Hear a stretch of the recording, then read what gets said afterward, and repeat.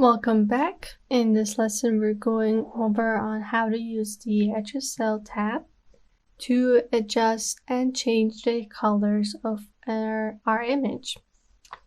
This is the HSL panel right here. It's also /color because we're dealing with colors and we're no longer dealing with the brightness of our overall image or the details. It's all about the colors in this tab. Let's go ahead and open it up. And for this example, for this lesson, we're going to use the same image we used in the previous lesson. We're going to further adjust it to the way we like using the HSL panel. So HSL, as I mentioned, stands for Hue, Saturation, and Luminance. We also have an Alt tab. So let's start from here.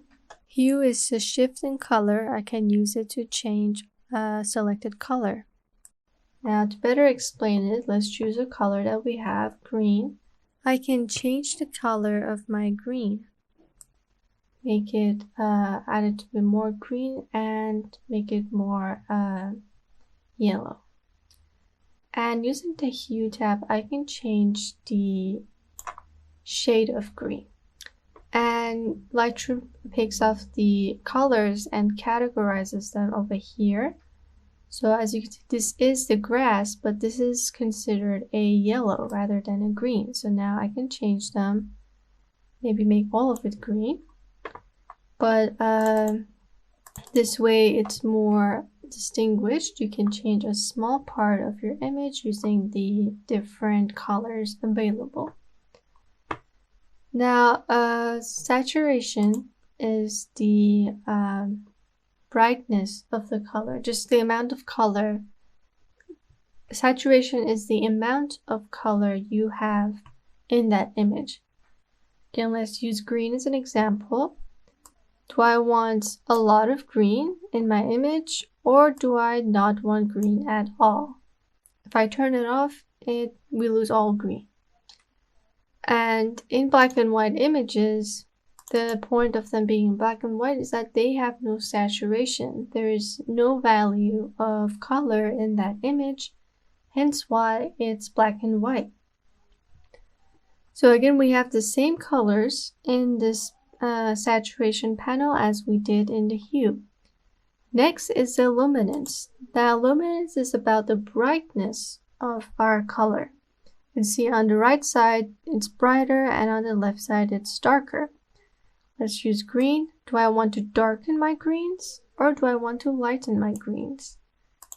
And using all three of these, you can get that perfect shade of brightness of the color that you are looking for. And guys, we have the same magical tool that we did in the tone curve. So let's use that. I'm going to choose this color right here. And I can just drag to change the luminance because I'm in the luminance right now. And Lightroom will pick the colors that affect that part by itself. You can see right now it's using both yellow and green because the place that I have selected contains both color. So let's double click on the text to reset them. Let's have a look at another example, this truck right here. Let's move it down and move it up. And because the truck and the mountains have similar shades, I am now affecting both of those shades. Just in case you didn't know which of these affect the part that you want to change, you could just use this tool right here and change the and make adjustments to it.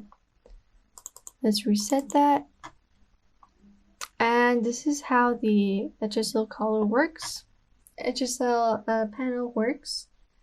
And if we go in all, we're just looking at all of these placed right under each other. So it's not, they're all under each other.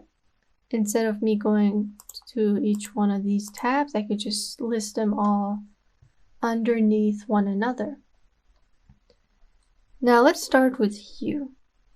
I'm not really liking the green right now. I personally think it could have more of a autumn tone to it. It could be more greener. So I can simply move my green to the left to bring more yellow into the color. And by simply moving it this way, I have achieved that. This is before and this is after. So I've done that. Now I think my green could be brighter. I feel like it's too dark. Let me go in Luminance. Let's reset these guys. I can just move the panel, move the slider to the right. And I've now made it brighter, just like that. And I think that my green could have more color into it. I can just move my green slider into saturation tab, and boom, already there's a lot of color. I have adjusted the color to the way I like by simply moving 3 sliders in 3 different tabs. Now guys, notice that both of our grass and our truck, our truck cart, I guess you can say, have similar colors. So when I move, let's say Luminance, I'm also affecting that cart. Now in these cases, what do you guys think we should do? I want to adjust a selective part of my image. As you guys recall, we talked about the top bar up here. If there's any part that I do not want affected by changing the colors, I could simply use any of these tools, of these 3, to mask out the areas that I don't want them to be affected, or the other way around if I want them to be affected. I'm not going to get into this right now because we already talked about how to use the brush tool. Right now, all our focus is on this panel right here. Let's reset the green. I'm just double clicking. This is a helpful thing to know in Lightroom. And I want to move to another color. Let me choose the sky. Now, because I don't know, like, it's a sky, it has some purple in it, it has some blue, some aqua. I don't quite know which one of these I should be moving. So I'll use this tool right here. I'm going to grab maybe this part, and I want to change the hue. So if I bring it up, it's purple, bring it down is blue. I like the blue, I'm going to keep the blue.